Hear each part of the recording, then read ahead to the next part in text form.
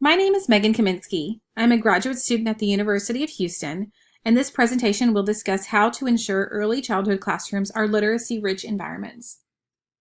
Early childhood classrooms are usually filled with eager young children who are ready to play and learn.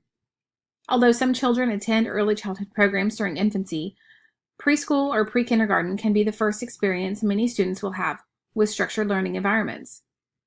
As early childhood educators, we must ensure that our students are enveloped in rich, meaningful opportunities to experience literacy and oral language development. For the sake of this presentation, we will discuss students who are in pre-kindergarten classes.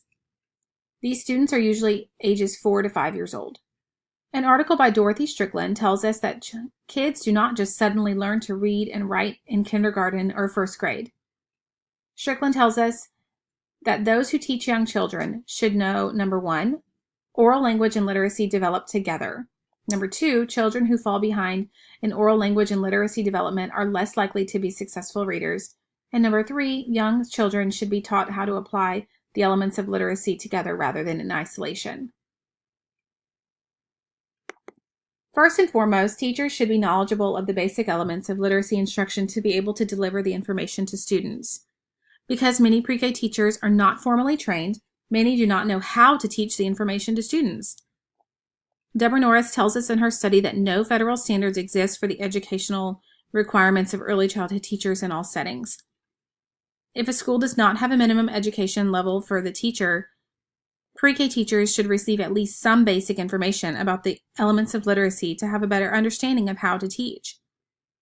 The resourceful website readingrockets.org gives us examples of what teachers can do to help students who may be struggling with phonemic awareness, such as having a clear understanding of all 44 phonemes. Boyd's study articulates to us that research has generally found a positive relationship between teacher qualifications with quality programs, reminding us that informed teachers produce informed students, regardless of the student's age. The classroom environment should be filled with elements that promote oral and written language development in students. A teacher with a clear understanding of how to create a literacy-rich environment will set up the classroom to promote language development in every corner. Classroom play centers should contain elements that increase literacy skills. I have observed classrooms with written activities in each play center, such as grocery lists and the dramatic play area. Many times, educators without formal training do not consider how much of an opportunity the classroom itself presents the opportunity for student learning. Early childhood teachers generally consider the time when students are in play centers as just their playtime, but the students have a huge opportunity to develop skills such as oral language and social skills. If a teacher engages with the students during the times in the centers, they have the opportunity to promote language by presenting the students with new vocabulary words, etc.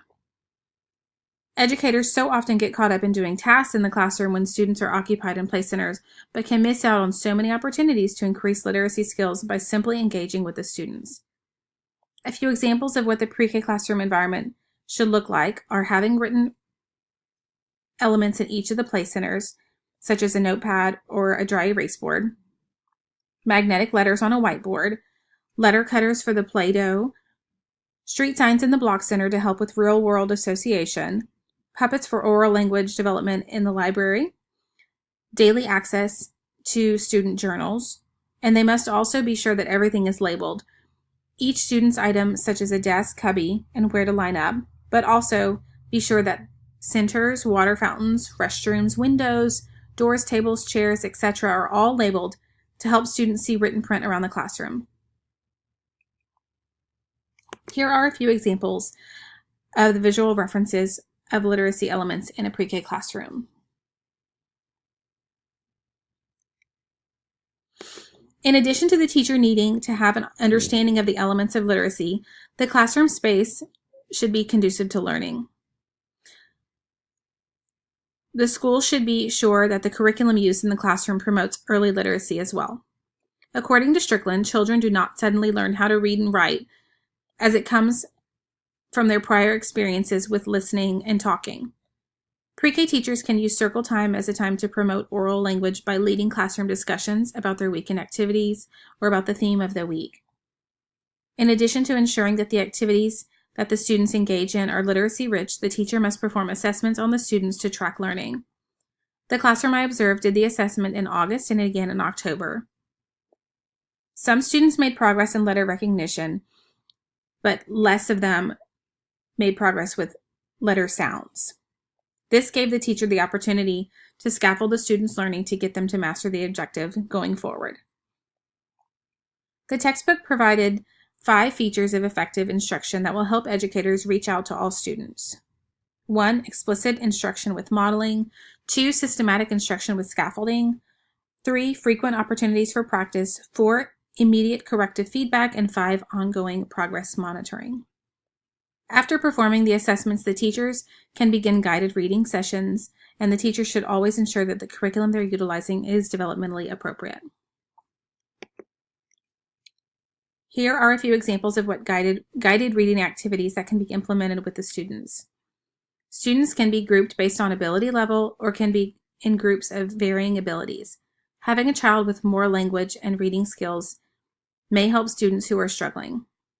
These pictures were taken during a guided reading activity presented to a group of 4-year-old students. One of the activities had the students unscramble the letter tiles to spell their name, and the other one is handwriting practice using a dry erase pocket sleeve. Implementing guided reading activities with basic literacy elements in pre-K settings will help students receive more individual attention from the teacher, and he or she will be able to provide appropriate feedback. Early childhood educators should continue to be encouraged to seek out and pursue meaningful professional development in the area of literacy development for themselves, in their classroom environment, and within their curriculum. As the needle slowly moves toward higher expectations in early childhood classrooms, we should look for environments that promote literacy development to ensure students receive the basic information they need to move into kindergarten and become successful readers.